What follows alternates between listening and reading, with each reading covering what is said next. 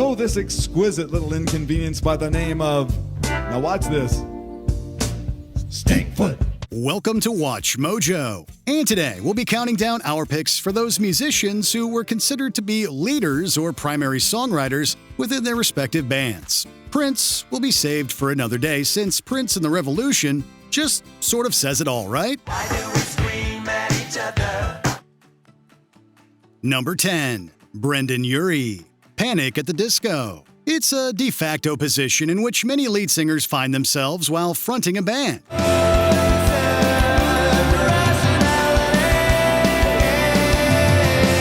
Brendon Urie isn't just a pretty face, however, and remains the only member of Panic at the Disco to serve in the band's ranks from first note to last. Urie definitely shared songwriting credits amongst his bandmates, with Panic at the Disco existing as a collaborative effort.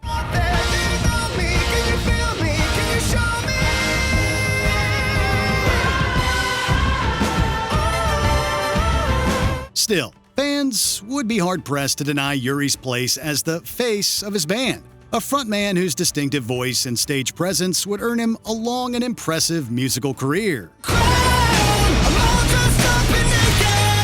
Number 9. Josh Homme, Queens of the Stone Age. The desert denizens of Caius featured a lot of talent within their ranks, including singer, guitarist, and songwriter Josh Homme. The latter would go on to form Queens of the Stone Age after the members of Caius went their separate ways, pushing forward the stoner rock genre into new and more commercially viable territory. Queens of the Stone Age was similar to Caius in how it, too, employed strong collaborators like bassist Nick Oliveri and drummer Dave Grohl. It would be Homme's extensive songwriting resume that kept Queens creatively fertile, however, combined with the man's notable guitar skills and versatile vocals. Stuck in belief, there is a lie. Promise is promise, not for a night. Number 8. Tobias Forge, Ghost. It's a true underground success story. Sweden's Ghost have risen from the metal underground to achieve global dominance as one of the most popular rock acts to embrace an undeniably dark creative streak.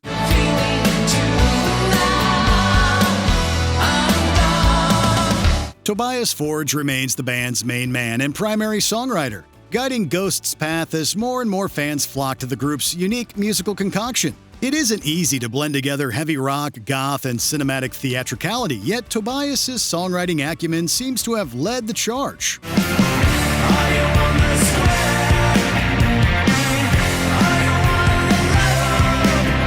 Oh, and there's also Forge's continually evolving style as Ghost's self-styled anti-pope, an unholy pontiff that seems to hold his flock in continual thrall. Your desolation led you into this vile incarnation. Number 7. Ray Davies, The Kinks. They're considered by many critics and fans as progenitors of punk, a snarling and aggressive institution of British rock.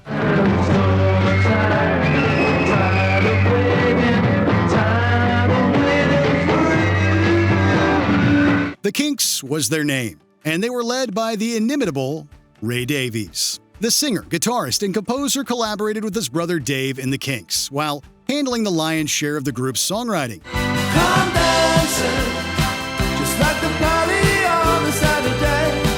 And all your friends would come dancing while the big band used to play. His creative lyrics and varied musical influences resulted in The Kinks employing a sound that could be nasty and heavy one minute and melodic the next. Meanwhile, Ray Davies' quirky and instantly recognizable vocal style helped make him the man in The Kinks.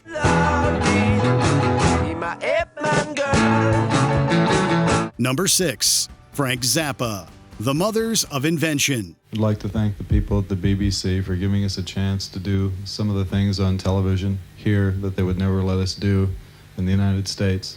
The genius of Frank Zappa seemingly knew no bounds, and this was readily apparent right from his work with the Mothers of Invention. The group's early R&B roots were largely shed when Zappa joined up, and the Mothers would go on to employ everything from psych, heavy rock, and jazz fusion into their indescribable sound. Zappa always surrounded himself with ace musicians, and the Mothers were no exception, and this crazed musical maestro would eventually embark upon a solo career after dissolving not one, but two different iterations of his former band.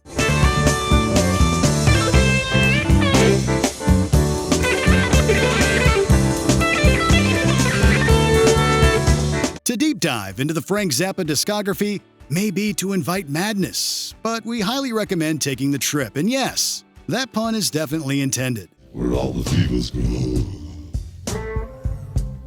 under the water. Number 5. Robert Smith, The Cure. The members of these goth rock legends haven't historically all presented the same visual aesthetic as their primary songwriter, Robert Smith.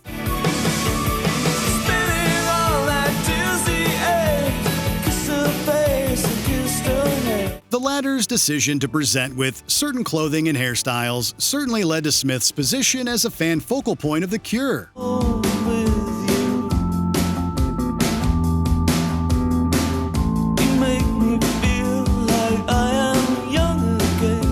Yet, none of these aesthetic choices would have contributed to The Cure's longevity as a band, had not Smith also possessed the songwriting talent and musical skills to back it up. This is a musician whose ability to vacillate between writing some of the bleakest rock tunes and the catchiest pop hits has enabled The Cure to connect with multiple generations of fans over the years. It's no mean feat, and just one of the reasons why Robert Smith is so beloved.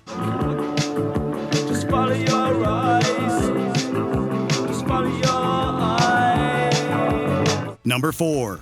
John Fogerty, Creedence Clearwater Revival. Just got home from Illinois, locked the front door, oh boy. A 2019 episode of YouTube Todd in the Shadows series, One Hit Wonderland, documented exactly what happened when Creedence Clearwater Revival decided to go it alone without John Fogerty at the creative helm. The majority of the album was given to its least talented members, and the result was 1972's Mardi Gras, a completely predictable disaster. Their Mardi Gras album displayed exactly what happens when a band like CCR loses their biggest creative voice. A face of the band whose talent guided the other members to their biggest chart successes. Fogerty, said quite simply, was the beating heart and the main songwriter for Creedence's classic rock glory days, so it's really no wonder why he's basically the only member of that group recognized and considered for his talent today. Take me to the hotel, bag is gone, oh well. Come on, won't you get me to my room? I won't move. Number 3. Trent Reznor, 9 Inch Nails. The membership of 9 Inch Nails has consisted of veteran touring musicians and creative songwriters over the years, including Richard Patrick from Filter and Josh Freese of punk rockers The Vandals.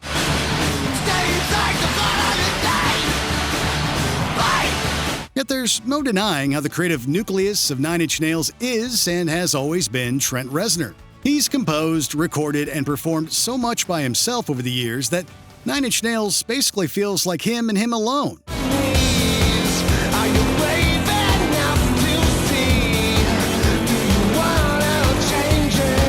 Granted, Reznor has also credited other collaborators like Atticus Ross at times, but fans have basically credited 9 Inch Nails as Trent's brainchild, and that doesn't seem to be leaving the public's perception anytime soon.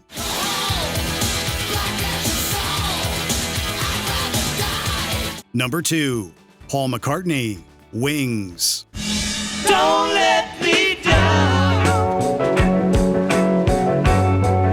This post-Beatles project from bassist and songwriter Paul McCartney was billed different ways over the years, sometimes adding in McCartney's name for credit. Wings was often credited on their established merit, however, and enjoyed a successful career of their own as McCartney collaborated with his wife Linda and former Moody Blues man Denny Lane. Carry me back to the days I knew then. Albums like Band on the Run earned hits for Wings, but nobody really ever forgot Paul McCartney's pedigree. The man's career with the Beatles loomed large after all, effectively eclipsing all of the positive press and fandom gained during the Wings era. Band on the run. Band on the run. Before we unveil our top pick, here are a few honorable mentions. Ian Anderson, Jethro Tull. He of the extraordinary flute prowess.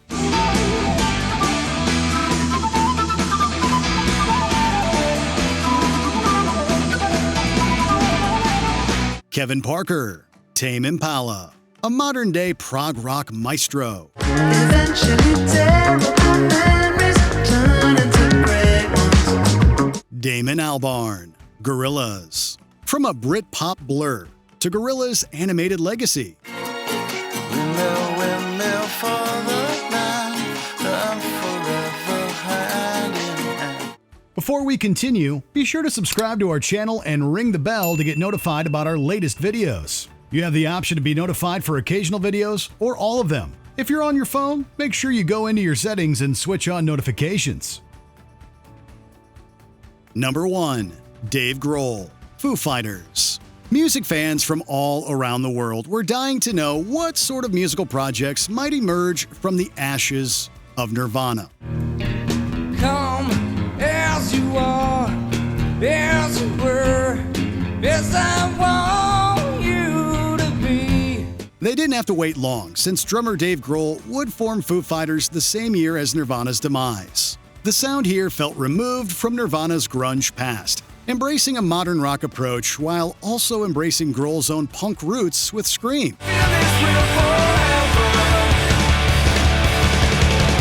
The Foos admittedly did enlist some notable members within their ranks, including ex-Germs guitarist Pat Smear and the much-missed drummer Taylor Hawkins. But it would be Grohl that would lead his new band into the future with a firm grip on their creative direction. If I say I'm not like the others, what if I say I'm not just another one of your plays? You're a pretender.